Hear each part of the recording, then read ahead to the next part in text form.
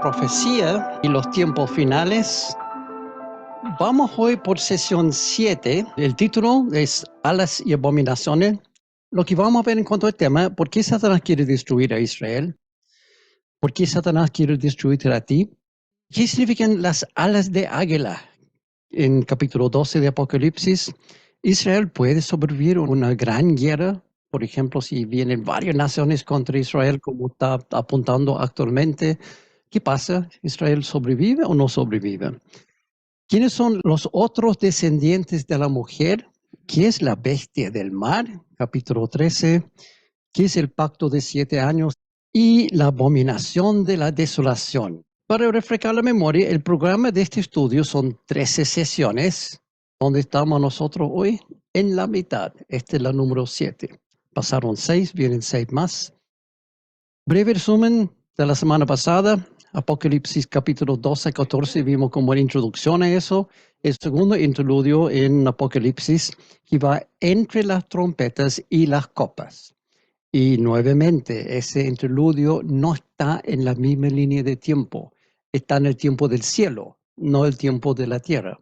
Por lo tanto, las cosas no están en secuencia, está fuera de orden, pero nos da más información que necesitamos para entender mejor Apocalipsis y la profecía en general. Capítulo 12 está la cena de la mujer y el dragón, ya sabemos, es simbólica de Israel y Satanás. Antes de Edén, Satanás ya había sido echado del cielo con sus ángeles y ahora gobierna en la tierra, pero todavía tiene acceso al cielo. No tiene autoridad, no tiene ningún cargo, está destituido de todo eso, pero sí tiene acceso. ¿Por qué? Porque su nombre es acusador y eso es lo que hace. Acusa frente al Señor todos los días, día y noche, nosotros. Satanás odia a Israel y Jesús y a ti también. Israel firmará un pacto de paz de 7 años con un grupo de naciones controlado por Satanás. Vamos a profundizar un poco más ese punto hoy. Por 3 años y medio Israel será protegido, el pacto se rompe y Satanás será expulsado completamente del cielo, sin acceso más para llegar al Señor y queda solamente en la tierra. Y el que hace todo eso es el arcángel Miguel. No hay Dios que expulsa a Satanás, es un arcángel. Y cuando ve que está en la tierra y no hay opciones de volver, se enoja grandemente Satanás, multiplica sus ataques contra Israel y contra otros, que vamos a ver quiénes son los otros hoy. Entonces, sesión 7, alas y abominaciones. Tiene que ver con Apocalipsis 13 y Daniel 7 al 13. Vamos a ver varios versículos. Conclusiones importantes de la sesión anterior. Hoy Satanás todavía tiene acceso al cielo, pero en un momento clave de los tiempos finales es echado definitivamente sin posibilidad de tener acceso. Eso vimos casi al final de la semana pasada. También Satanás intentará destruir a Israel de toda la forma posible, pero Israel será protegido por un tiempo y tiempos, medio tiempo, que también vamos a profundizar en eso hoy. Pero es que había algo de confusión referente a eso la semana pasada. Al final de la sesión vimos el resultado cuando Satanás es echado del cielo a la tierra en forma definitiva. Eso es en Apocalipsis 12, del 13 al 17. Cuando el dragón se vio arrojado a la tierra, persiguió a la mujer que había dado a luz al varón. Pero a la mujer se le dieron las 2 alas de la gran águila para que volara al desierto, al lugar donde sería sustentada durante un tiempo y tiempos y medio tiempo, lejos de la vista de la serpiente. La serpiente, persiguiendo a la mujer, arrojó por sus fauces agua como un río para que la corriente la arrastrara. Por sesiones anteriores, para refrescar la memoria, ya sabemos que el dragón es Satanás y la mujer es Israel. Pero esto no ha terminado, sigue. Pero la tierra ayudó a la mujer, abrió la boca y se tragó el río que el dragón había arrojado por sus fauces. Entonces el dragón se enfureció contra la mujer y se fue a hacer guerra contra el resto de sus descendientes, los cuales obedecen los mandamientos de Dios y se mantienen fieles al testimonio de Jesús. Eso habíamos visto la semana pasada, pero sin entrar en detalles. Y cuando ve todo eso es muy confuso. ¿Qué está pasando aquí? Bueno, es el propósito de hoy. Claramente ahora Satanás tiene un solo objetivo, la destrucción total de Israel. La pregunta es ¿por qué? ¿Por qué tiene ese afán de destruir totalmente Israel? ¿Cuál es la razón detrás de esta obsesión del diablo con la destrucción de Israel? Para entenderlo, tenemos que volver al principio, o sea, a Génesis. Y realmente son versículos claves en Génesis 12, 1 al 3, para entender Israel y para entender también lo que está sucediendo hoy en el mundo.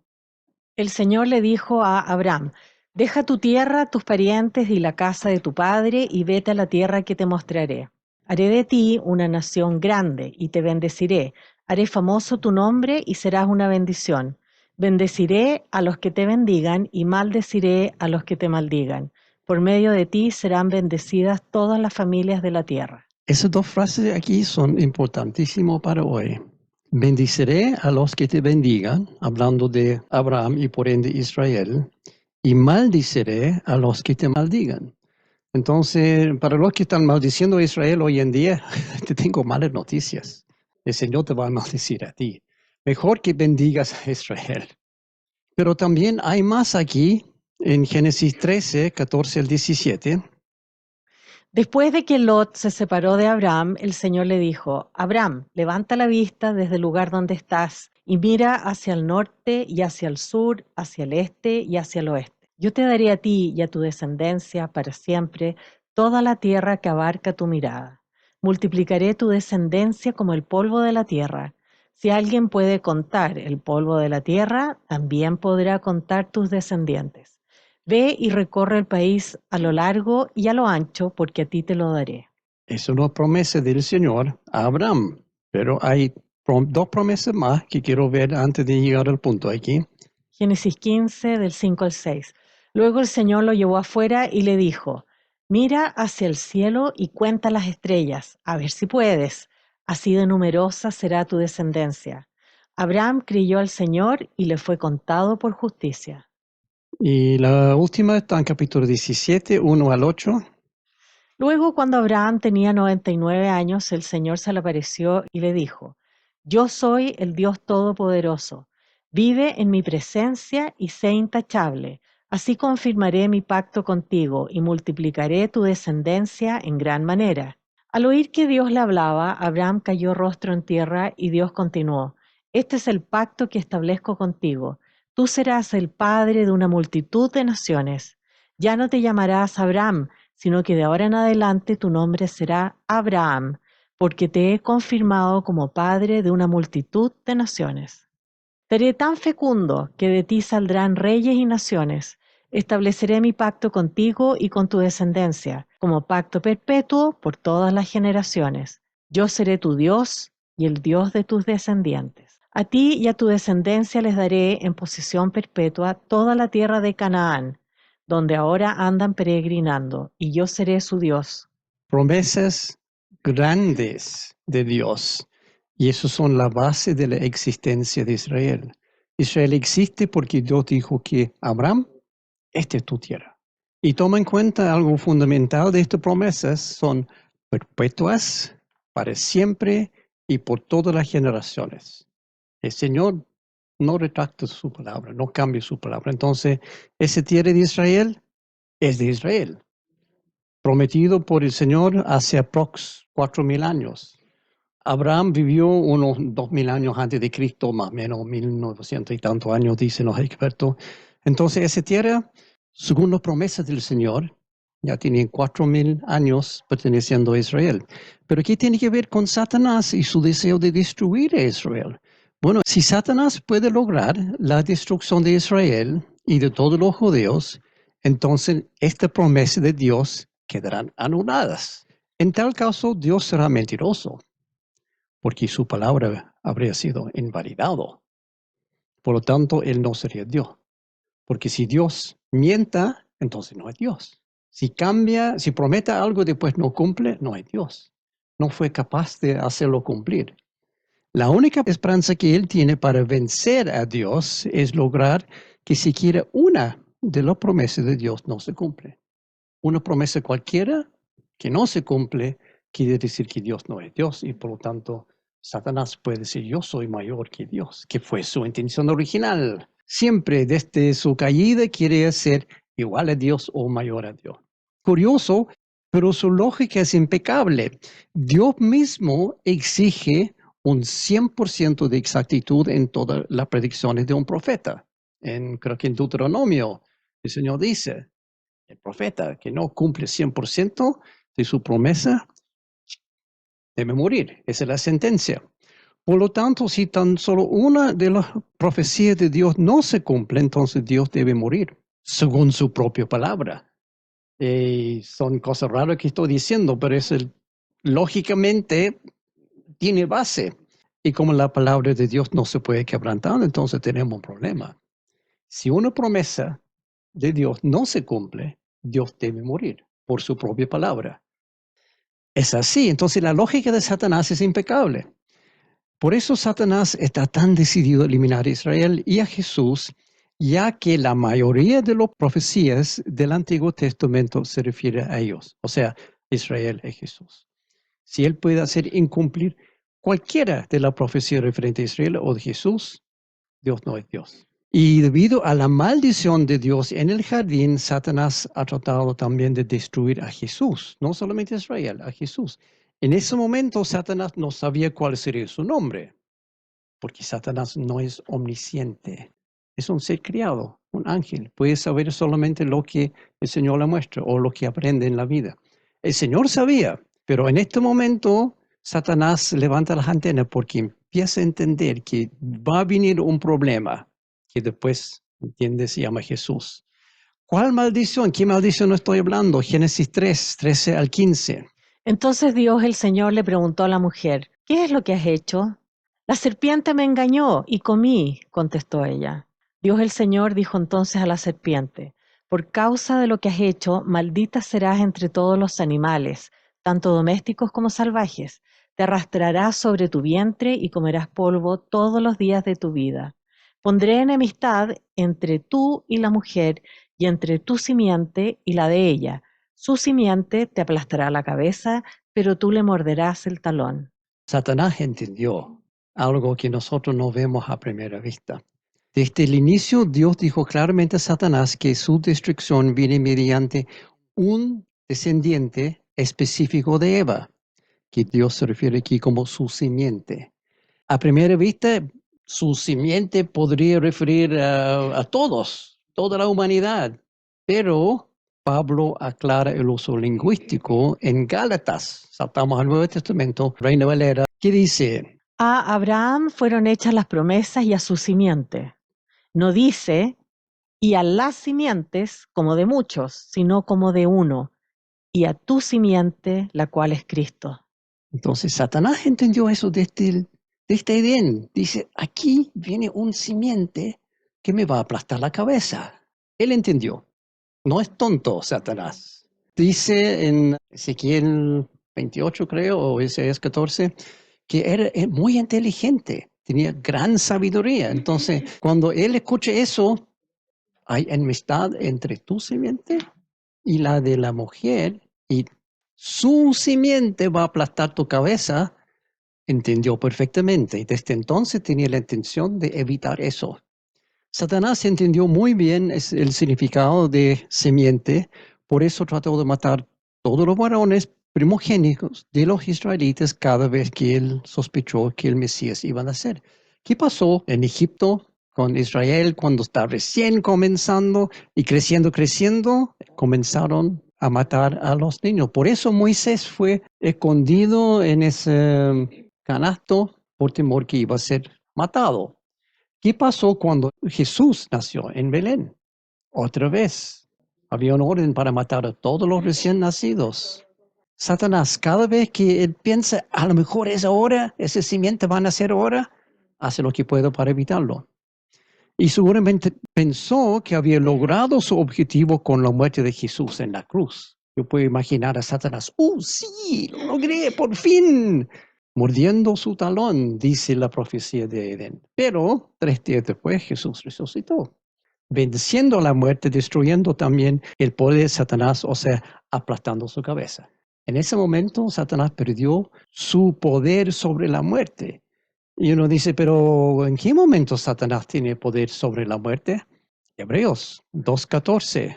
Así como los hijos eran de carne y hueso, también él era de carne y hueso, para que por medio de la muerte destruyera al que tenía el dominio sobre la muerte, es decir, al diablo. ¿Quién tenía el dominio sobre la muerte? El diablo. Jesús logró destruir eso. Incluso después cuando aparece a Juan en el inicio de Apocalipsis, dice, yo tengo las llaves de la muerte y Hades. O sea, en el fondo quitó simbólicamente las llaves del diablo y dijo, gracias, son míos ahora, aplastando su cabeza. Es interesante cómo todo está interconectado en la Biblia, todo se cumple, quizás no de la forma esperada, pero se cumple siempre. Volviendo a Apocalipsis, ahora Satanás ve que no puede eliminar al Mesías. ¿Por qué? Porque resucitó y está en el cielo. Entonces, cambio de plan. Voy a destruir Israel. Opción número 2. Pero Dios protegerá a la nación nuevamente mediante ¿qué? Apocalipsis 12:14. Pero a la mujer se le dieron las dos alas de la gran águila para que volara al desierto, al lugar donde sería sustentada durante un tiempo y tiempos y medio tiempo, lejos de la vista de la serpiente. ¿Lo va a proteger con alas? ¿Alas de águilas? ¿Cómo funciona eso? Obviamente no son alas reales, sino simbólicas. ¿Pero de qué? ¿Qué son esas alas de águilas? ¿Será a lo mejor un avión enorme? ¿Toda la gente de Israel será evacuado de Jerusalén a algún lugar desconocido por un gran flota de aviones? ¿Eso sería? Algunos dicen que eso es. No, no es eso. Según las 4 reglas que hemos visto varias veces en hermenéutica, sabemos que eso no es cierto. Juan no está hablando de jet moderno porque, perspectiva original, en su tiempo no existían los jets. Por lo tanto, no está hablando de algo que él no conocía. Si quería decir que era un avión, podría haber dicho con algo parecido a las alas de águila, pero no dice parecido, dice son alas de águila. Entonces, tenemos que usar una de las otras reglas para descubrir qué son estas alas de águilas. Adivina cuál. La Biblia interpreta la Biblia. O sea, en la Biblia tenemos que buscar alas de águilas y frases similares y resulta que ocurre solamente 10 veces. En toda la Biblia, esa frase o algo semejante a alas y águilas junto, por ejemplo, águilas volando, algo así, 10 veces. Y curiosamente todas son simbólicas. Nunca la Biblia habla de un águila real con alas reales. Son siempre simbólicas. 9 de esas 10 son relacionados con Dios de una forma u otra. Incluye siempre el concepto de poder, fuerza, superación y Dios protegiendo a su pueblo. Todas las 9. El otro no tiene nada que ver con eso, es diferente. De los 9 que sí tiene que ver, todos son relacionados a Dios, fuerza, superación y proteger a su pueblo. Como por ejemplo, Isaías 40, del 21 al 31. ¿Acaso no lo sabían ustedes? ¿No se habían enterado? ¿No se les dijo desde el principio? ¿No lo entendieron desde la fundación del mundo? Él reina sobre la bóveda de la tierra, cuyos habitantes son como langostas. Él extiende los cielos como un toldo y los despliega como carpa para ser habitada. Él nada reduce a los gobernantes de este mundo.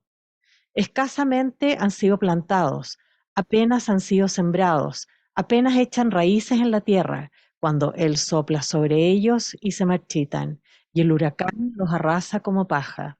¿Con quién entonces me compararán ustedes? ¿Quién es igual a mí? Dice el Santo. Alcen los ojos y miren a los cielos. ¿Quién ha creado todo esto? El que ordena la multitud de estrellas una por una y llama a cada una por su nombre. Es tan grande su poder y tan poderosa su fuerza que no falta ninguna de ellas. ¿Por qué murmuras, Jacob? ¿Por qué refunfuñas, Israel? Mi camino está escondido del Señor, mi Dios ignora mi derecho. ¿Acaso no lo sabes? ¿Acaso no te has enterado? El Señor es el Dios eterno, creador de los confines de la tierra. No se cansa ni se fatiga, y su inteligencia es insondable. Él fortalece al cansado y acrecienta las fuerzas del débil. Aún los jóvenes se cansan, se fatigan, y los muchachos tropiezan y caen, pero los que confían en el Señor renovarán sus fuerzas, volarán como las águilas, correrán y no se fatigarán, caminarán y no se cansarán. Muchas veces yo creo que hemos leído solamente ese último versículo acá que hablan de volar como águila, renovando la fuerza. Pero cuando uno ve en contexto, el Señor está hablando aquí a Israel, a Jacob, diciendo, ¿por qué dudan de mí? Mira quién soy. ¿Dudan de mí? Cuando ponen su fe en mí, volarán con alas de águila. Algunas veces Dios hace referencia a sí mismo como una águila protegiendo a su pueblo. Deuteronomio 32, 7 al 13. Recuerda los días de antaño, considera las épocas del remoto pasado, pídele a tu Padre que te lo diga y a los ancianos que te lo expliquen. Cuando el Altísimo dio su herencia a las naciones, cuando dividió a toda la humanidad, les puso límites a los pueblos según el número de los hijos de Israel, porque la porción del Señor es su pueblo, Jacob es su herencia asignada. Lo halló en una tierra desolada, en la rugiente soledad del yermo. Lo protegió y lo cuidó, lo guardó como a la niña de sus ojos. Como un águila que agita el nido y revolotea sobre sus polluelos, que despliega su plumaje y los lleva sobre sus alas. Solo el Señor lo guiaba, ningún dios extraño iba con él. Lo hizo cabalgar sobre las alturas de la tierra y lo alimentó con el fruto de los campos. Lo nutrió con miel y aceite que hizo brotar de la roca. Está hablando de Israel aquí. Y él dice que como una águila con sus polluelos está cuidando y está guiando y está ayudando a la nación a crecer. O sea, está protegiendo su familia. Hay otro ejemplo de Dios protegiendo a Israel con alas de águila en Éxodo 19, 2 a 6. Ahí en el desierto acamparon frente al monte al cual subió Moisés para encontrarse con Dios.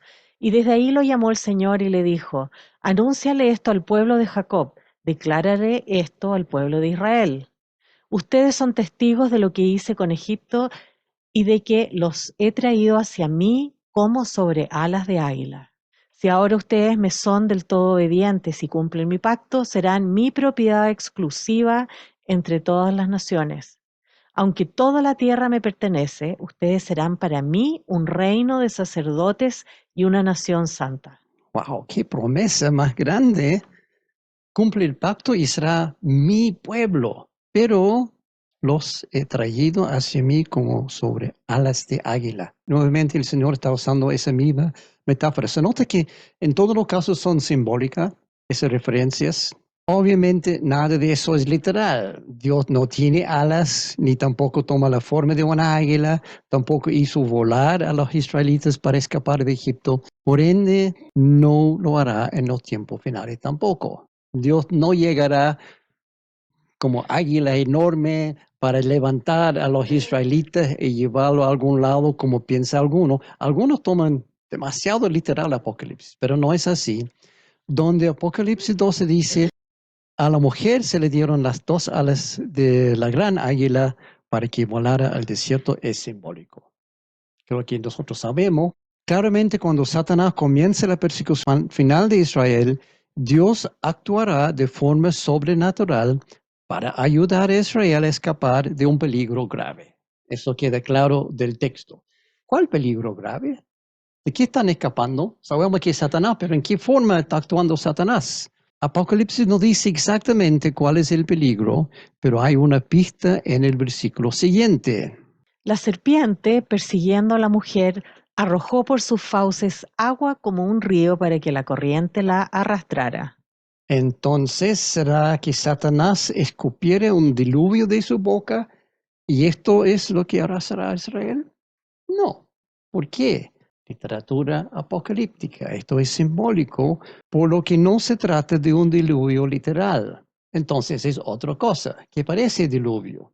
Para saber de qué tipo de diluvio se trata, tenemos que buscar otros diluvios simbólicos en la Biblia, porque la Biblia interpreta la Biblia.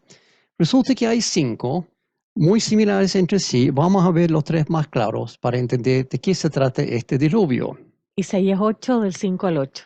Antes de que el niño aprenda a decir papá y mamá, la riqueza de Damasco y el botín de Samaria serán llevados ante el rey de Asiria. Por cuanto este pueblo ha rechazado las mansas corrientes de Siloé y se regociza con Resín y con el hijo de Remalías, el Señor está a punto de traer contra ellos las impetuosas crecientes del río Éufrates, al rey de Asiria con toda su gloria. Rebasará todos sus canales, desbordará todas sus orillas, pasará hasta Judá, la inundará y crecerá hasta llegarle al cuello. Sus alas extendidas, oh Emanuel, cubrirán la anchura de tu tierra. Esta es la otra mención de alas extendidas, que en este caso no es Dios, sino el rey de Asiria. ¿Y qué está hablando aquí? Esa inundación, o sea, el río Éufrates va a desbordar a miles de kilómetros de Israel y llegar por todos los valles. No, nada que ver. ¿De qué está hablando aquí? Es una profecía sobre la invasión de Damasco y Samaria, Israel, por el enorme ejército de Asiria. Este ejército es tan grande que parecía una inundación que aniquilara por completo a las tres naciones. Y si el rey de Asiria viene con todo su ejército, es una inundación. El mismo texto lo deja clara esta metáfora. Dice, las impetuosas crecientes del río Éufrates, el rey de Asiria con toda su gloria. O sea, el rey con su gloria, su ejército, sus soldados, él es el río que viene a inundar Israel. Es una inundación de soldados, no de agua. ¿Podemos confirmar eso? Bueno, yo dije que hay 3 casos. Vamos a ver caso número 2. Daniel 11, 22, 23. Le sucederá una persona despreciable, al que no se le ha concedido el honor de la realeza, que invadirá el reino cuando la gente se sienta más segura y usurpará el trono por medio de intrigas. Arrasará como una inundación a las fuerzas que se le opongan. Las derrotará por completo, lo mismo que al príncipe del pacto. Engañará a los que pacten con él y con un grupo reducido usurpará el trono. Lo que está claro aquí, inundación de un ejército, nuevamente, lo mismo. La inundación es un ejército abrumador que viene y arrasa con todo. Caso número 3, Jeremías 47. Antes de que el faraón atacara Gaza, la palabra del Señor acerca de los filisteos vino al profeta Jeremías. Así dice el Señor: Miren, las aguas del norte suben cual torrente desbordado, inundan la tierra y todo lo que contiene, sus ciudades y sus habitantes. Grita toda la gente, gimen todos los habitantes de la tierra. Al oír el galope de sus corceles, el estruendo de sus carros y el estrépito de sus ruedas, los padres abandonan a sus hijos porque sus fuerzas desfallecen. Otra vez lo mismo. Es un ejército enorme que viene, como sabemos, porque está hablando de los carros y los caballos que viene arrasando con todo. Por lo tanto, parece claro que el diluvio desatado por la boca del serpiente en Apocalipsis 12 es en realidad un ejército enorme. No es una inundación, no es un río que desborde, es un ejército. Y puesto que proviene directamente de la serpiente, es evidente que se trata de un ejército controlado por el propio Satanás. Si se acuerda la semana pasada, sabemos que Satanás va a controlar un grupo de naciones. Entonces va a instar a estas naciones a llevar sus ejércitos contra Israel. Entonces, ¿qué sucede con este enorme ejército de Satanás que él envía para destruir a Israel? Versículo 15. Pero la tierra ayudó a la mujer, abrió la boca y se tragó el río que el dragón había arrojado por sus fauces. ¿Será algún tipo de terremoto que de repente abre enormes grietas en el suelo y traga todo el ejército? Este es una imagen obviamente de artista que demuestra lo que podría ser. Y uno dice, pero grieta tan grande, nunca abren en la realidad con movimiento telúrico. Bueno, eso es real. Eso es Kenia.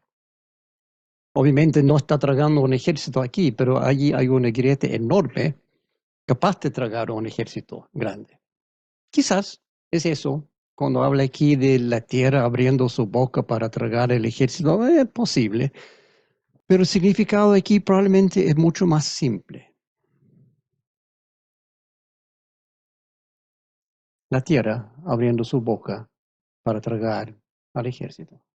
Son matados por los miles, no sé cuánto hay en ese ejército, cientos de miles probablemente, y terminan muertos, sepultados, o sea, la tierra los traga. Tal vez este sea el sentido simbólico en el que la tierra puede abrir su boca y tragarse un enorme ejército. La Biblia no está claro en eso. No dice exactamente la Biblia qué está pasando aquí, pero este es el sentido más probable. Resumiendo, Satanás hace que todas las naciones que él controla envíen una enorme fuerza militar contra Israel y por algún medio milagroso todo el ejército es aniquilado, dejando a Israel a salvo durante 3 años y medio. Eso es lo que dice básicamente los primeros versículos del capítulo 12 de Apocalipsis, con este del serpiente que persigue a la mujer y arroja por su fauces el agua y la tierra traga el agua. Probablemente está hablando de eso en términos reales. Pero ¿cómo sería posible que el pequeño país de Israel, que no es muy grande, es chica, puede resistir y ganar una batalla militar lanzado por un ejército enorme de muchas naciones controladas por Satanás? Uno piensa que es imposible. Israel chiquitito y todas las naciones alrededor, con todo su poder, es imposible. Sin embargo, en 1948, Israel fue atacado simultáneamente por los ejércitos combinados de Egipto, Líbano, Siria, Irak, Arabia Saudita, Jordania y Yemen. La guerra de exterminación, ellos lo llamaron, llegaron con 660,000 soldados entre los ejércitos de todos aquellos. En ese momento, el ejército completo de Israel era 29,000 hombres y tenía 10,000 rifles. O sea, saca la cuenta. Por cada 3 soldados, solamente uno tenía rifle. Y llegaron a la guerra así. También tenían 3 tanques antiguos, 5 cañones pequeños y 3 aviones en mal estado. Ese fue el ejército total de Israel en ese momento. Contra 660,000 soldados de todos los países alrededor. ¿Qué pasó? Israel ganó. No tiene explicación. Israel había comenzado a existir como nación, declararon su independencia el día 14 de mayo de 1948, el ataque comenzó el 15 de mayo. O sea, ni siquiera tenían nada organizado, ni tenían ejército, ni fuerza aérea, ni nada. El día siguiente, en la mañana, comenzó el ataque. ¿Cómo se explica eso? Bueno, quizás fue coincidencia o buena suerte. Obviamente no puede suceder de nuevo, pero en 1967, Israel fue atacado por los ejércitos de Egipto, Siria, Irak, Líbano y Jordania con la meta de la destrucción total de Israel. Anunciaron, esto es lo que queremos ver. Destruir totalmente, sacarlo del mapa. Tenían un total ahora de 985,000 tropas, entre ellos 2,880 tanques y 810 aviones de guerra. 6 días después, Israel ganó. Eso se llama la guerra de los 6 días. Murieron más de 19,000 soldados enemigos y solamente 776 israelitas. Egipto perdió 85% de sus aviones y tanques durante el primer día de la guerra y la mitad en los primeros 30 minutos. Jordania perdió toda su fuerza aérea el primer día. Israel agregó mucho territorio nuevo, capturando de sus enemigos, incluyendo Jerusalén, Gaza, Golán, Sinaí y Cisjordania. Sumó 108,000 kilómetros cuadrados en esa guerra de 6 días. El tamaño del territorio de Israel se triplicó en una semana y llegó al punto donde ellos mismos en Israel dijeron, no podemos, tenemos que devolver algo de esto porque no tenemos cómo cuidarlo. Entonces devolvieron algunos de los terrenos que habían ganado recién por no poder seguir administrando eso. Pero es increíble. Otra vez, 1973, Israel fue atacado, y mire esta lista de naciones, por los ejércitos unidos de Egipto, Siria, Irak, Líbano, Jordania, Argelia, Marruecos, Túnez, Cuba y Corea del Norte. Y uno mira un mapa y dice, ¿cómo Cuba llegó a Israel? ¿Y Corea del Norte cómo llegaron? Pero declararon guerra junto con todos los demás. El ataque vino de sorpresa el día de Yom Kippur, que es el día más sagrado de todo el año para los judíos. 19 días después, Israel ganó. ¿Se nota un patrón aquí? El que ataque a Israel probablemente va a perder. Ahí tiene las líneas de Israel el último día y las líneas de los otros países el último día. En total, los países árabes han atacado a Israel 7 veces desde 1948 hasta la fecha. Y aquí están, estos son países árabes en verde, y tuve que poner esta flecha aquí para que se note aquí, franja chiquitita, naranja, eso es Israel. Y uno dice, ¿cómo Israel puede ganar contra todos aquellos? Israel ha ganado en cada oportunidad contra ejércitos de tamaño muy superior, con mucha experiencia, mejor financiado y mejor preparado. ¿Cómo es posible? Esa es la pregunta que todos están haciendo, pero todos saben la respuesta, obviamente. Lo halló en una tierra desolada, en la rugiente soledad del yermo. Lo protegió y lo cuidó, lo guardó como a la niña de sus ojos, como un águila que agita el nido y revolotea sobre sus polluelos, que despliega su plumaje y los lleva sobre sus alas. Deuteronomio 32, 10, 11. Ahí el Señor hablando de Israel. Cuando Dios despliegue sus alas de águila sobre Israel, no hay ejército en este planeta que lo pueda vencer. Todo eso es sobrenatural. Uno puede decir, sí, pero los soldados de Israel hoy son bien capacitados, bien preparados, tienen los mejores equipos, los mejores aviones, los mejores tanques. Sí, pero lo que tiene es el Señor protegiendo. Tiene una águila con alas muy grandes haciendo la protección. Ni siquiera el ejército de Satanás tiene ninguna posibilidad. Ahí volvemos a lo que vimos en Apocalipsis 12. La tierra ayudó a la mujer, abrió la boca y se tragó el río que el dragón había arrojado por sus fauces. Eso es lo que va a suceder en ese tiempo.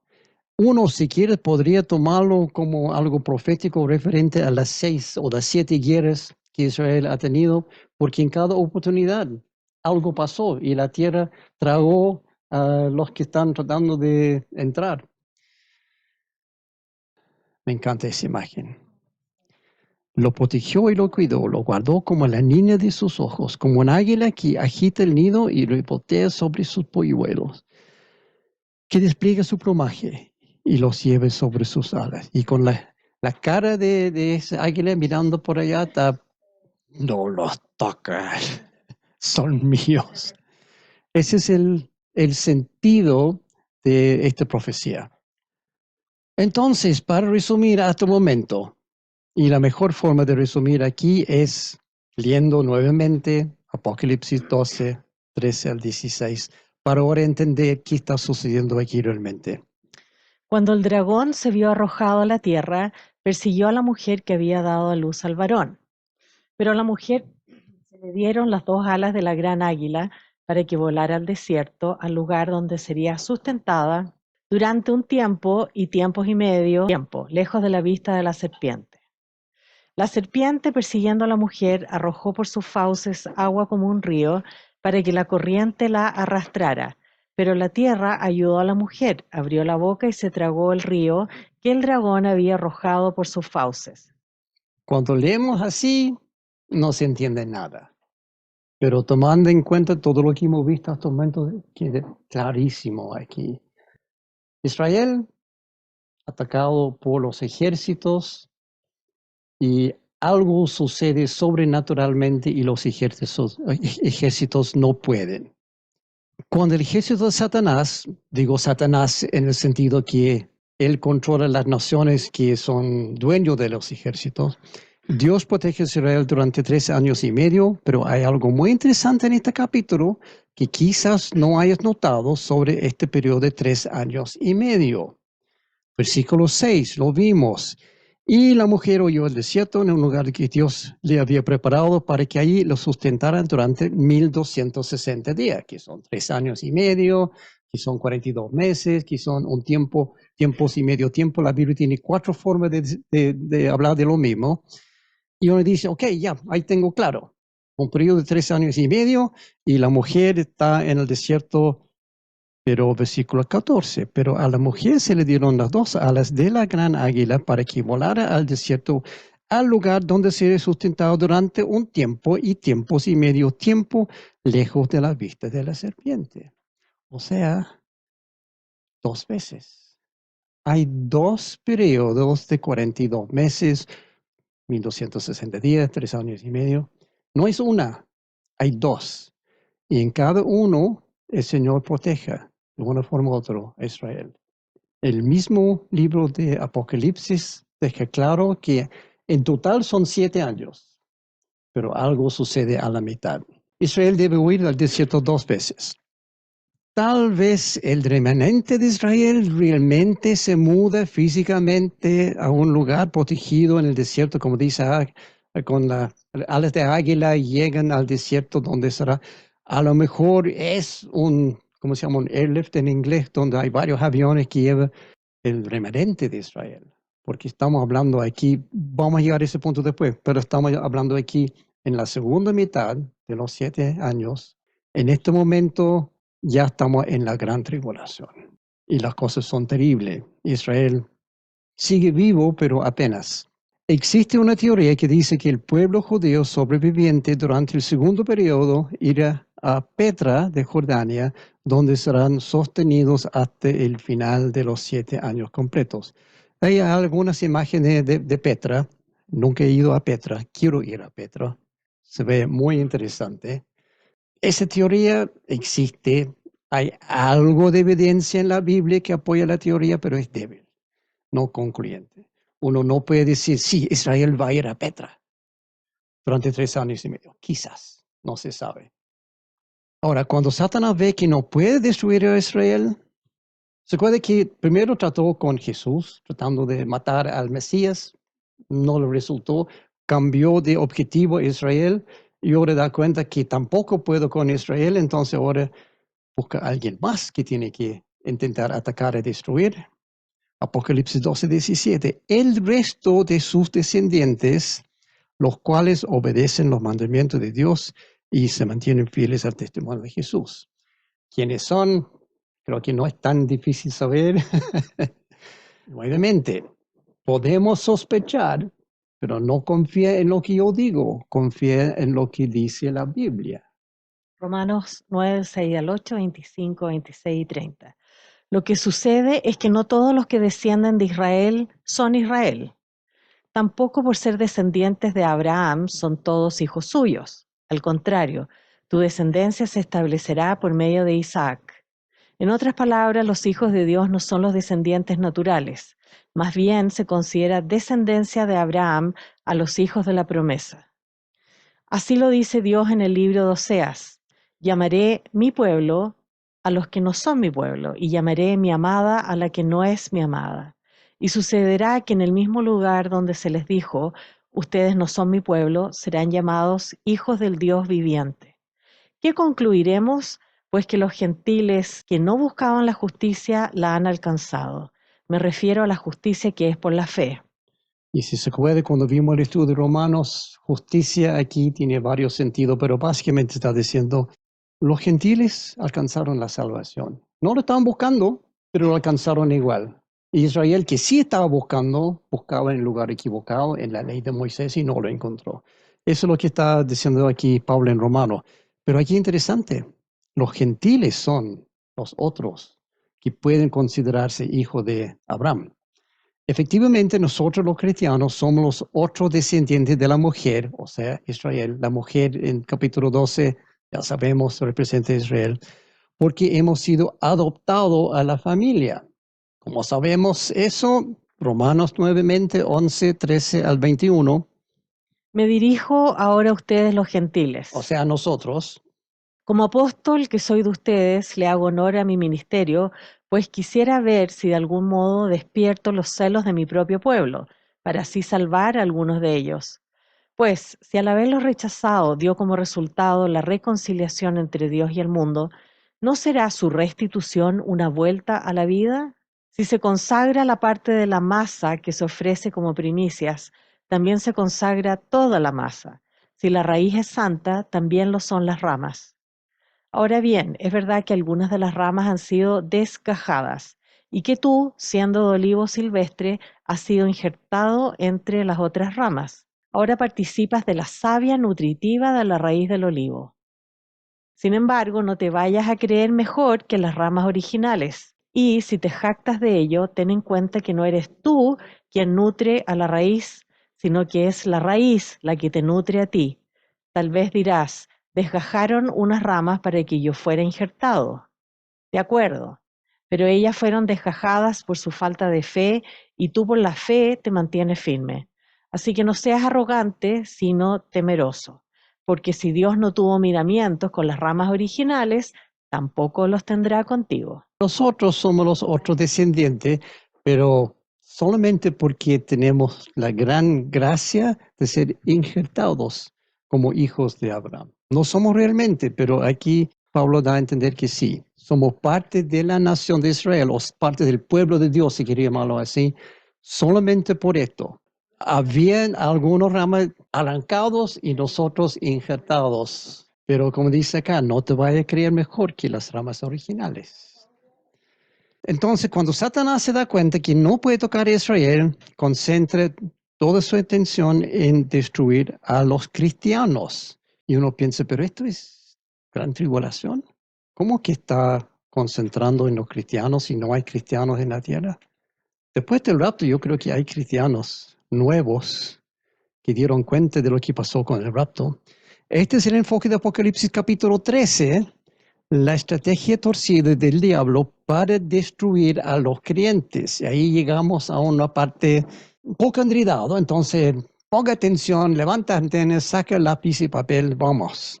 La estrategia de Satanás comienza con la llegada al escenario de otro protagonista.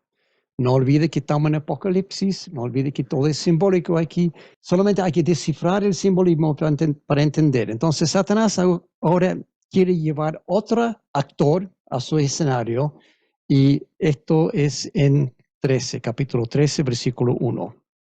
Y el dragón se plantó a la orilla del mar. Entonces vi que del mar subía una bestia, la cual tenía 10 cuernos y 7 cabezas. En cada cuerno tenía una diadema y en cada cabeza un nombre blasfemo contra Dios. Obviamente leer esto no se entiende nada. El dragón sabemos es Satanás, pero ¿quién es este bestia del mar?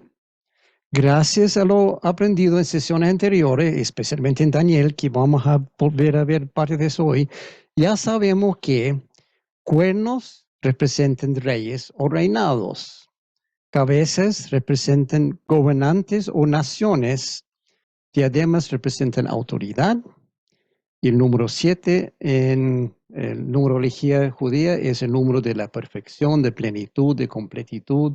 Basado en eso ya se puede entender algo. Parece que este bestia del mar representa a un grupo de naciones, posiblemente 10, dirigidos por 7 líderes. 7 puede ser físicamente 7 líderes o todos los líderes, si tomamos 7 como simbólico, que tienen autoridad para gobernar. Entonces, este bestia del mar es un grupo de naciones. Sin embargo, en otros lugares de Apocalipsis, que vamos a ver más adelante, esta bestia también se identifica como hombre. O sea, dos cosas a la vez. Es un grupo de naciones y es el hombre que está a cargo. Tal como muchas veces en la Biblia Israel se llama Jacob, porque era el padre de la nación, aquí lo mismo. Tenemos bestia, el grupo de naciones, y bestia, el hombre a cargo. Por ende, este grupo de naciones está dirigido por una persona, un solo hombre. Tanto el grupo como el hombre se denomina la bestia. Pero hay algo extraño en este texto, algo familiar. Aquí dice una bestia la cual tenía 10 cuernos, 7 cabezas y cada cuerno tenía un diadema. Estamos en capítulo 13. Esto es casi como lo hemos visto antes, pero muy recientemente, Apocalipsis 12, 3. Y apareció en el cielo otra señal, un enorme dragón de color rojo encendido que tenía 7 cabezas, 10 cuernos y una diadema en cada cabeza. Es lo mismo. Sabemos que ese dragón rojo representa a Satanás, entonces las descripciones coinciden perfectamente, así que esta bestia, grupo de naciones y las personas que a cargo es muy malvado, al mismo nivel de Satanás. Simbólicamente está diciendo eso. Hay un grupo de naciones que quiere destruir a los creyentes como parte de lo que hace, y ese grupo es malvado al mismo nivel de Satanás. Pero aún falta clave para identificar lo que representa esta bestia. ¿Cuál es el grupo de naciones? ¿Cuáles naciones? ¿Dónde podemos encontrar eso? Como siempre sucede en literatura apocalíptica, hay una pista muy cercana, y aquí está en el mismo versículo, o el siguiente versículo, y eso nos lleva al lugar correcto, que dice esa parte a continuación: la bestia parecía un leopardo, pero tenía patas como de oso y fauces como de león. Así, qué raro la criatura. Bueno, no es que realmente tiene parte de leopardo y parte de león y parte de oso. Es simbólico. ¿Simbólico de qué? Es una gran pista para echar un vistazo a donde en Daniel capítulo 7. Lo he dicho varias veces, para entender Apocalipsis, primero hay que leer Daniel, porque en Daniel están solucionado la gran mayoría de la simbología que está en Apocalipsis. Vamos a Daniel 7. ¿Qué pasa en capítulo 7 de Daniel? Bueno, él tiene una visión referente al futuro. Y en esa visión aparecen 4 bestias, cada uno de los cuales representa un poderoso imperio que dominará el mundo por un tiempo. Y toma en cuenta, Daniel vive unos 500 años antes de Cristo. Para él todo esto es el futuro, todo lo que él ve en esa visión es futuro. Para nosotros es todo pasado, ya sabemos quién era cada imperio. Pero las primeras 3 bestias en su visión eran un león, un oso y un leopardo. ¡Ping! Cayó la teja. Aquí está apuntando Juan. Estos 3 representan el imperio babilónico, el imperio medo-persa y el imperio griego. Y sabemos por eso, por la historia, porque en Daniel explica todo con detalle. Esto es lo que va a suceder, y este va a tener una hija que se casa con el general de la otra parte. Por la historia podemos identificar claramente todo lo que pasó en Daniel. Por lo tanto, sabemos que el león, oso y leopardo son imperio babilónico, medo-pérsico y el imperio griego. Pero parece que Juan nos está apuntando a la que no menciona. En Apocalipsis él menciona 3, pero en Daniel hay 4 imperios. Entonces está diciendo, el que no mencioné, busca ahí. La cuarta bestia de Daniel 7 es 23 al 25. Después me dijo, esta cuarta bestia es la cuarta potencia mundial que gobernará la tierra. Será diferente a todas las demás. Devorará al mundo entero, pisoteando y aplastando todo lo que encuentre a su paso. Sus 10 cuernos son 10 reyes que gobernarán ese imperio. Ahí tenemos una de las pistas clave. Cuernos representan reyes, así de fácil. En la profecía de Daniel, esta cuarta bestia se refiere específicamente al imperio romano. Sabemos por las descripciones y por la historia que nosotros tenemos la perspectiva de mirar atrás. Daniel solo veía esta visión, no tenía idea de qué estaba mirando y solamente escribió. El ángel que está ahí dice, mira, esta bestia es ta, ta, ta, ta, ta. Para Daniel, la mayor parte de esto estaba en el futuro. Para Juan, el imperio romano era presente. Ya habían pasado los otros 3 imperios y él está viviendo esto, la cuarta bestia. Gobernaba toda la tierra conocido en esos tiempos. Para nosotros, todo esto queda en el pasado. Todos los 4 imperios ya vinieron y desaparecieron. Llegaron y se fueron. A veces hay que tomar ese punto de vista de cada uno de los que están hablando en la Biblia. ¿Cuál es su contexto y cuál es mi contexto? Pero también es una profecía de doble cumplimiento. Lo hemos visto varias veces. A veces hay profecías que cumplen una vez en el instante o poco después y otra vez en los tiempos finales. Se trata de esto aquí también. Ya se cumplió con el imperio romano en los días de Juan, pero esta bestia también representa un imperio físico en los tiempos finales y su líder romano. Por eso Juan no lo mencionó. Dijo leopardo, oso, león, pero no mencionó esa bestia. quería llamar nuestra atención a esta bestia. Claramente esta bestia de Daniel coincide con la bestia del mar de Apocalipsis 13 y también con el dragón de Apocalipsis 12 de Satanás. Y ahora, por Daniel 7, sabemos que es una potencia mundial que gobernará la tierra y que sus 10 cuernos son 10 reyes. Hasta el número de cuernos y reyes y coronas coincide. Es una agrupación de 10 naciones que se levantará contra los creyentes y contra Israel para destruirlos en los tiempos finales. Entonces, inicialmente este grupo de naciones tiene 10 líderes, 10 reyes que lo gobiernan, pero después hay un cambio drástico. La última parte de la profecía en Daniel 7 indica que terminará bajo el control de un solo hombre. Sigamos leyendo el resto. Luego surgirá otro rey diferente a los otros 10 y someterá a 3 de ellos. Desafiará al Altísimo y oprimirá al pueblo santo del Altísimo.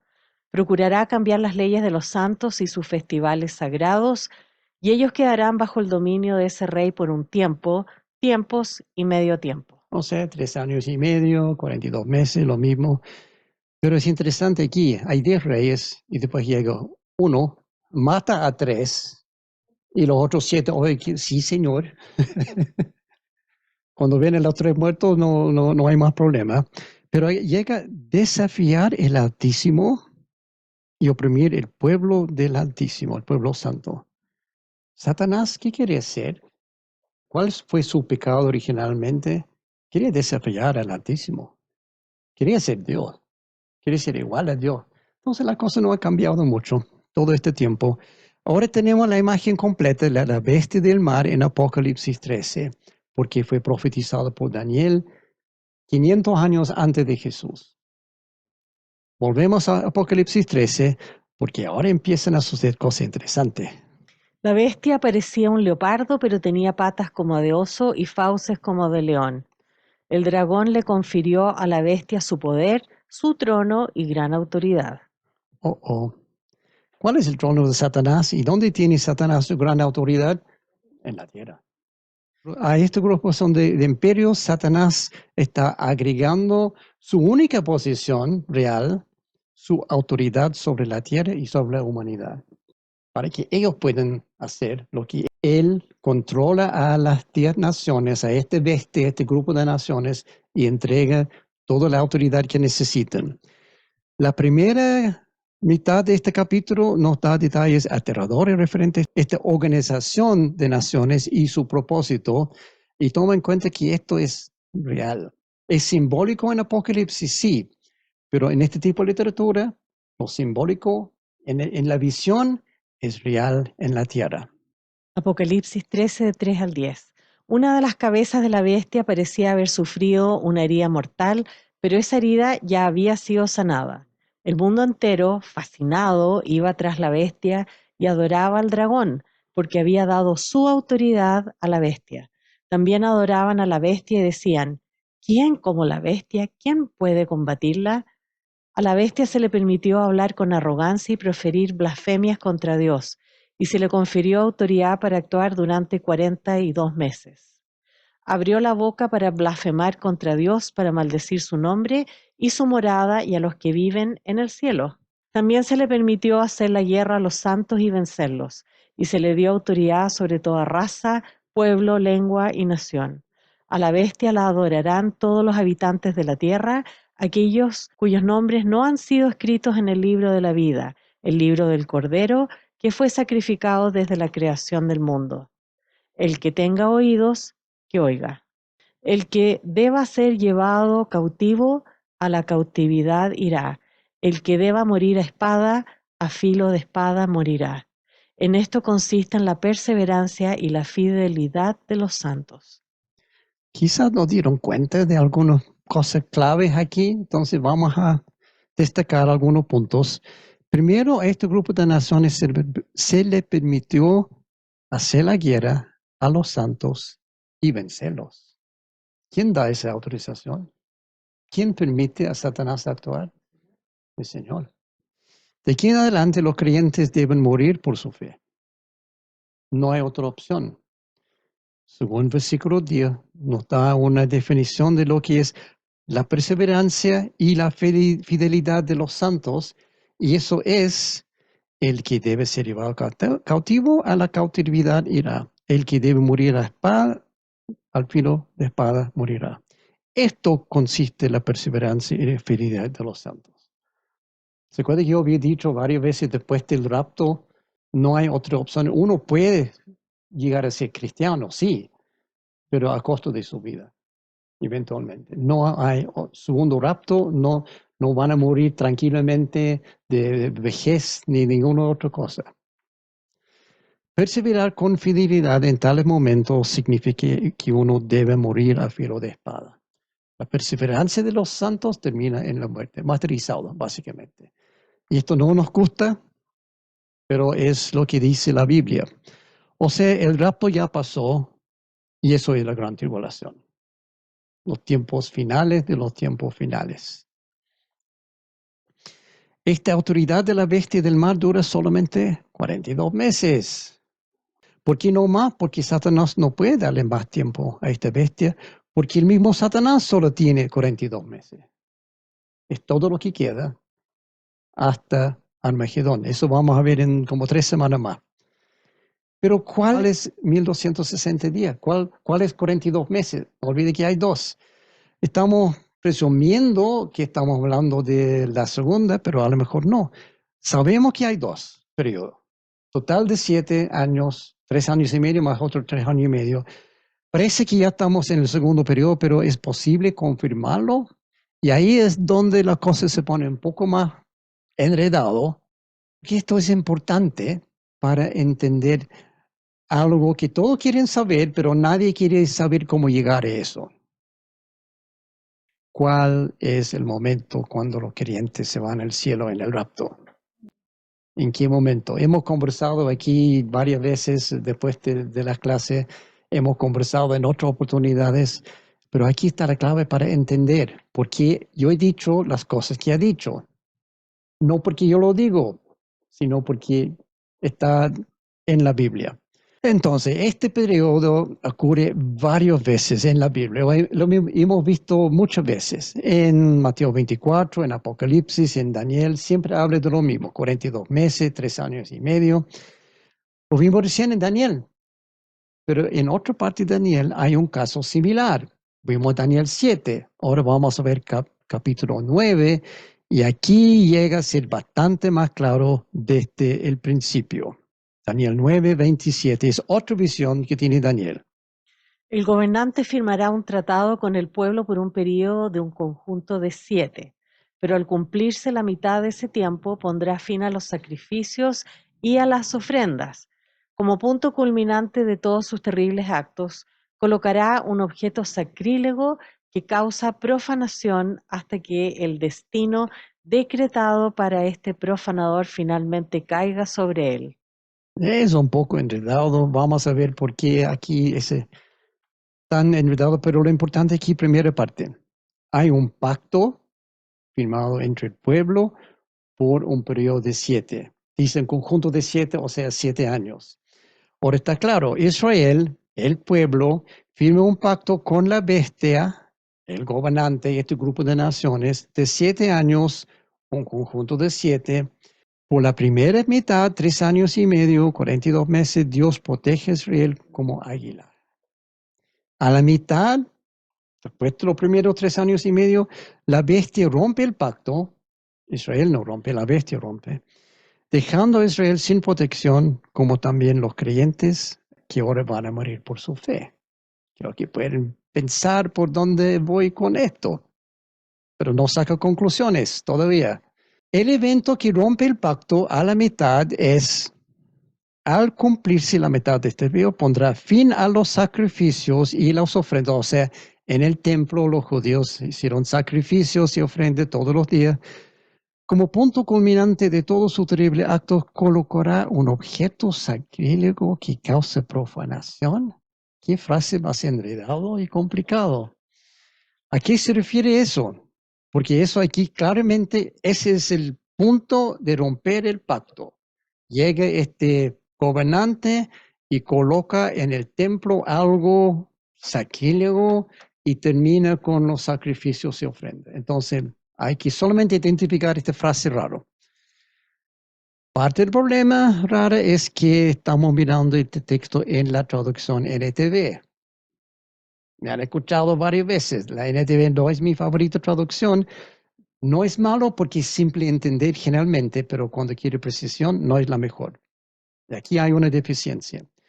Pero también hay que tomar en cuenta que este versículo es solamente una parte de una profecía más larga. Entonces vamos a ver la profecía entera para entenderlo mejor. Estamos en Daniel 9 todavía. Yo seguí orando y confesando mi pecado y el pecado de mi pueblo, rogándole al Señor mi Dios por Jerusalén, su monte santo. Mientras oraba, Gabriel, a quien había visto en la visión anterior, se me acercó con rapidez a la hora del sacrificio vespertino. Él me explicó: Daniel, he venido hasta aquí para darte percepción y entendimiento. En cuanto comenzaste a orar, se dio una orden y ahora estoy aquí para decírtela, porque eres muy precioso para Dios. Presta mucha atención para que puedas entender el significado de la visión. Ahora escucha y entiende. Pasarán 7 conjuntos de 7 más 62 conjuntos de 7 desde el momento en que se dé la orden de reconstruir Jerusalén hasta que venga un gobernante, el ungido. Jerusalén será reconstruida con calles y fuertes defensas, a pesar de los tiempos peligrosos. Después de este periodo de 62 conjuntos de 7, matarán al ungido sin que parezca haber logrado nada y surgirá un gobernante cuyos ejércitos destruirán la ciudad y el templo. El fin llegará con una inundación, guerra y la miseria que acarrea.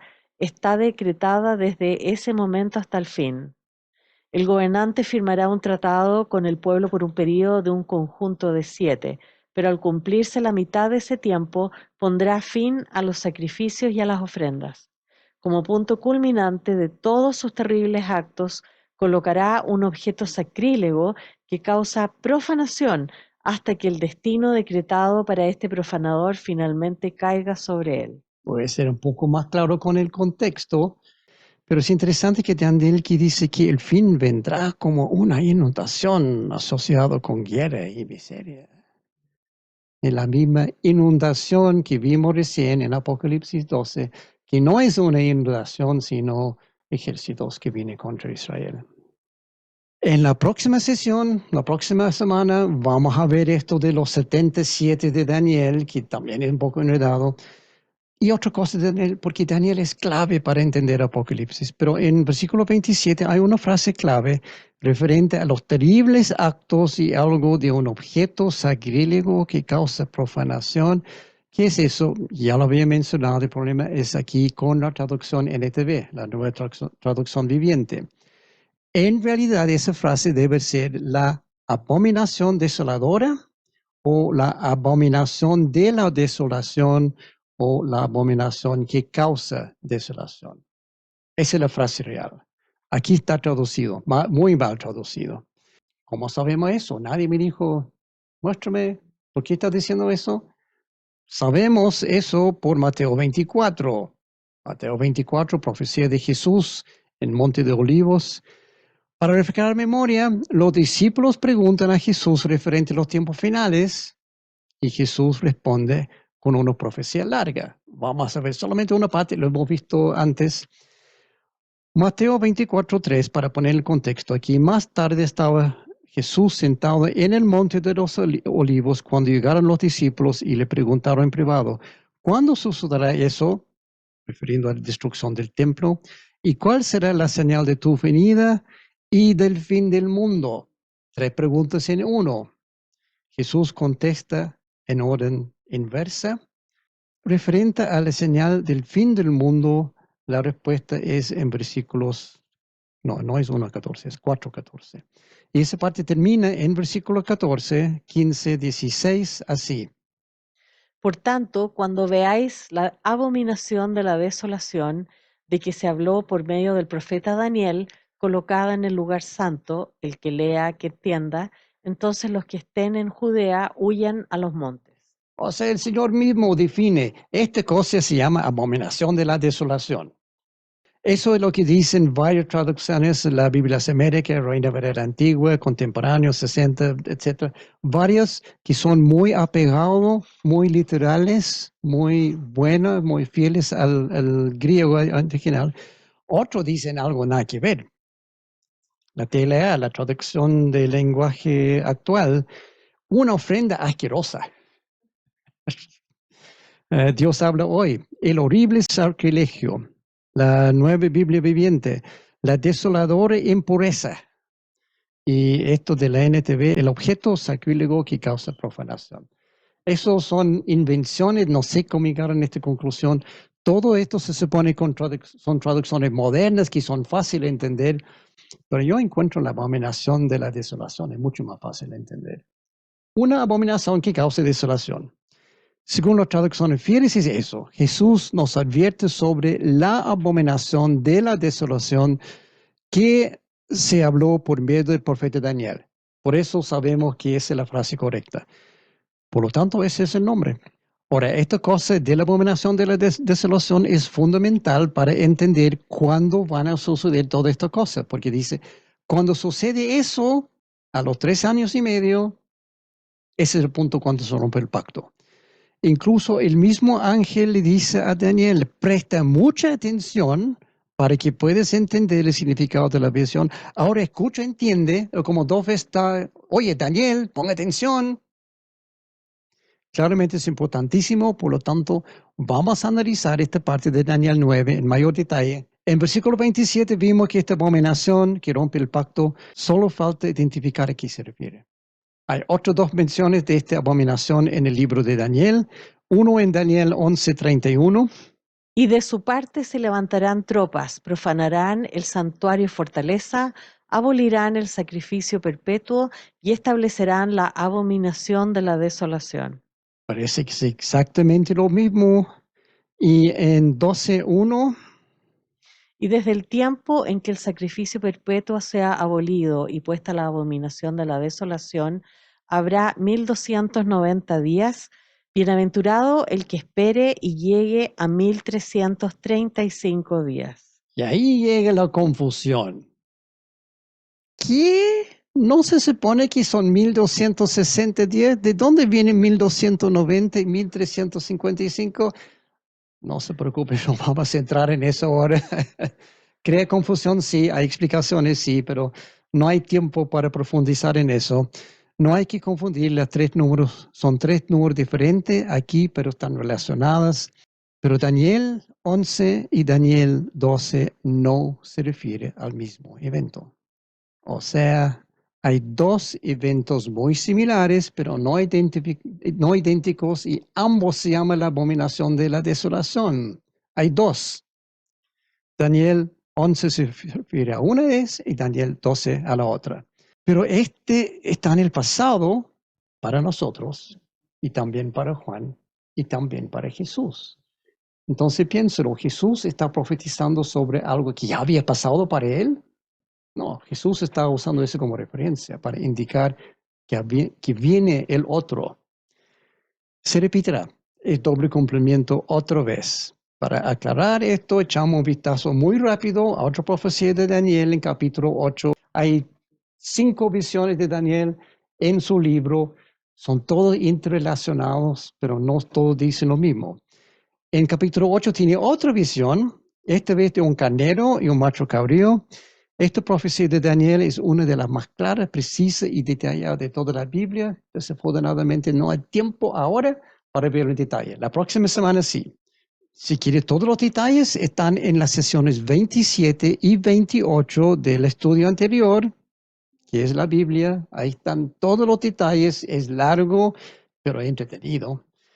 Para resumir, el carnero representa el imperio medo-pérsico, el macho cabrío representa el imperio griego. El macho cabrío tiene un solo cuerno grande. Por la historia sabemos que este cuerno grande es Alejandro Magno. Bueno, Daniel no sabía. Él solamente creyó. En ese momento para él, hablar de Grecia era hablar de un pueblo chiquitito que no tenía ningún rey. Él no sabía de qué estaba escribiendo. Pero nosotros sabemos que ese cuerno es Alejandro Magno. Daniel 8:8 De repente se rompe el cuerno grande, o sea, Alejandro Magno, y crecen 4 cuernos chicos. Y sabemos que Alejandro Magno murió en el pináculo de su vida en el año 323 a.C.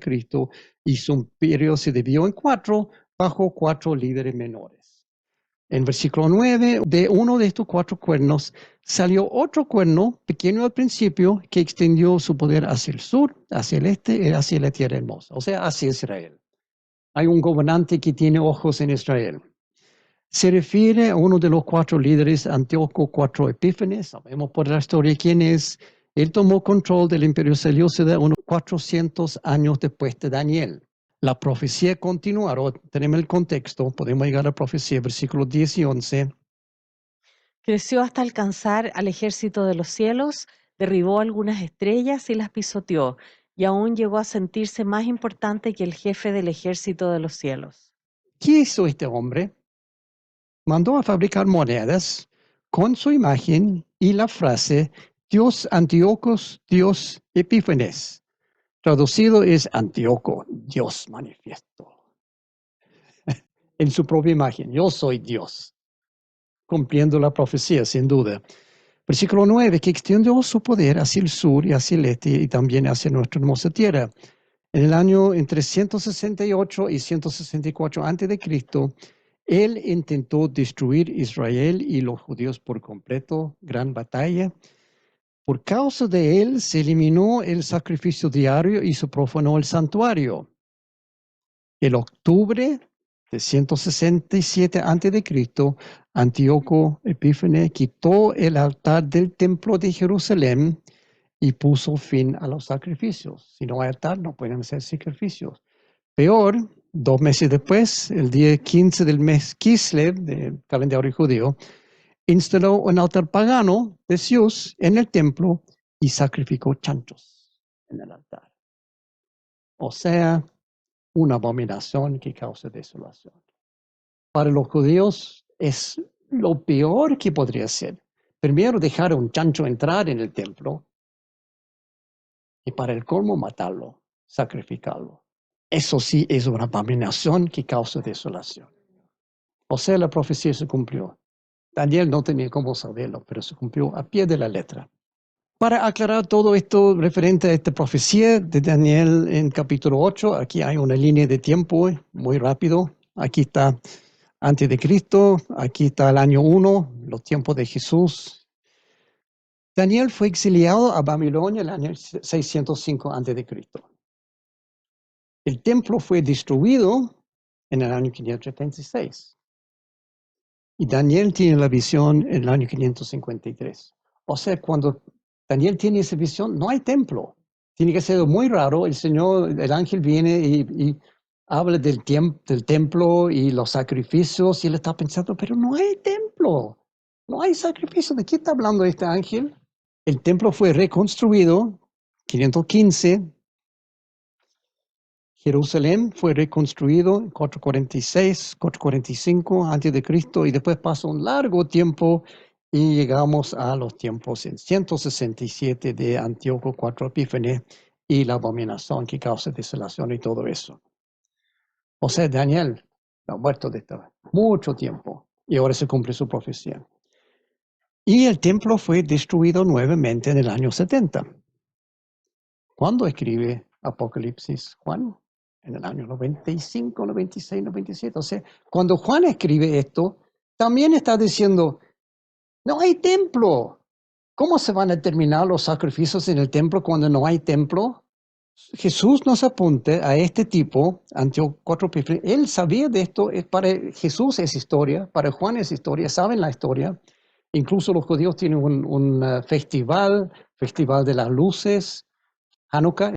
Todos los años celebran esto en honor a lo que pasó con esto de Antíoco IV. Vamos a ver eso de la próxima semana. Jesús nos apunta todo esto en Mateo 24. Sin embargo, cuando Él habla de todo esto, ya han pasado 200 años. Son cosas del pasado para Él. O sea, Jesús está profetizando algo que ya sucedió, no tiene sentido. Jesús está señalizando que esto va a repetir. Y está diciendo, oye, ¿se acuerdan lo que pasó Lo que Daniel dijo de Antíoco 4 Epífanes, el templo y sacrificio, ¿se acuerda de eso? Va a suceder de nuevo. Por lo tanto, esto es otra profecía de doble cumplimiento. Y por ende habrá otra ocasión cuando vemos otra vez esta abominación de la desolación en el templo en Jerusalén, en los tiempos finales que no han llegado aún. Pero hay un pequeño detalle aquí. El templo no existe hoy.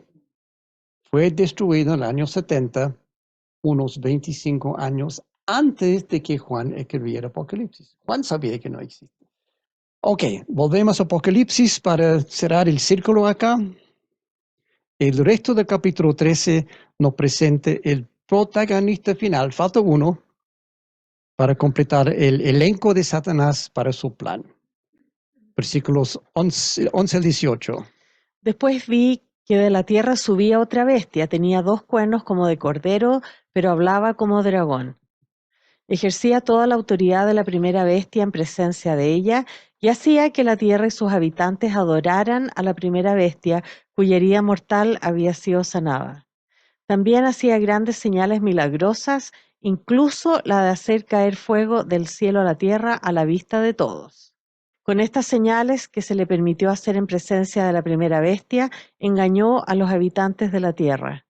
Les ordenó que hicieran una imagen en honor de la bestia que, después de ser herida a espada, revivió. Se le permitió infundir vida a la imagen de la primera bestia para que hablara y mandara matar a quienes no adoraran la imagen. Además, logró que a todos, grandes y pequeños, ricos y pobres, libres y esclavos, se les pusiera una marca en la mano derecha o en la frente, de modo que nadie pudiera comprar ni vender a menos que llevara la marca, que es el nombre de la bestia o el número de ese nombre. En esto consiste la sabiduría. El que tenga entendimiento calcule el número de la bestia, pues es número de un ser humano, 666. Llegamos al famoso 666. No se preocupe, no vamos a ver eso ahora. Para otra oportunidad. No es tan importante como piensan algunos, pero sí vamos a verlo. Más adelante vamos a descubrir que la bestia de la tierra también se llama el profeta falso. Y hay algunos que dicen que la bestia del mar, el que vimos primero, que tiene los cuernos y cabeza y todo eso, también se llama el anticristo, pero no hay evidencia alguna en la Biblia para eso. Incluso la palabra anticristo no ocurre en ninguna parte de Apocalipsis. Sorpresa para muchos. Ok, entonces ahora el escenario de Juan está completo. Por un lado tenemos el dragón, la bestia del mar, el profeta falso, con intenciones de destruir a los creyentes.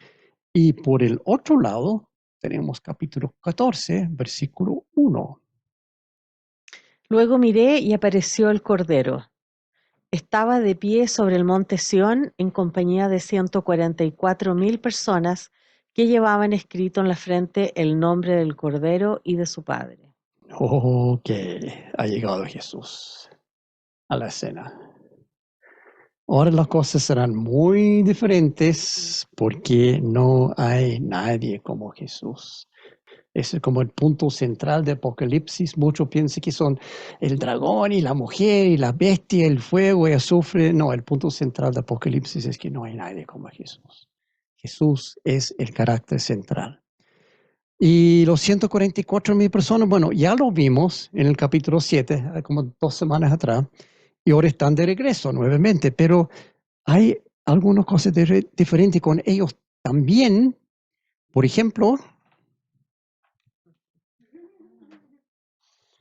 la próxima semana vamos a continuar con una clase que se llama Kislev 164 y los 77.